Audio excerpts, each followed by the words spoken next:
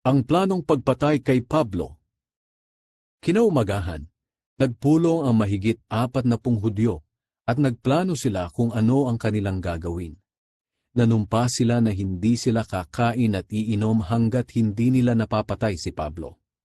Pagkatapos, pumunta sila sa mga namamahalang pari at sa mga pinuno ng mga Hudyo at sinabi sa kanila, "Nanumpa kami na hindi kami kakain ng kahit ano hanggat hindi namin napapatay si Pablo.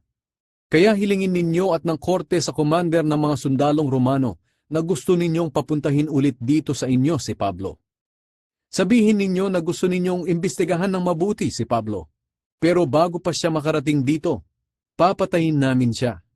Pero ang plano nila'y narinig ng pamangking lalaki ni Pablo, na anak ng kapatid niyang babae. Kaya pumunta siya sa kampo ng mga sundalo at ibinalita ito kay Pablo. Tinawag ni Pablo ang isa sa mga kapitan doon at sinabi, "Dalhin ninyo ang binatilyong ito sa commander, dahil may sasabihin siya sa kanya." Kaya dinala siya ng kapitan sa commander. Pagdating nila roon, sinabi ng kapitan, "Tinawag ako ng bilanggong si Pablo, at nakiusap na dalhin ko rito sa iyo ang binatilyong ito, dahil may sasabihin daw siya sa iyo." Hinawakan ng commander ang kamay ng binatilyo at dinala siya sa lugar na walang ibang makakarinig. At tinanong niya, "Ano ba ang sasabihin mo sa akin?"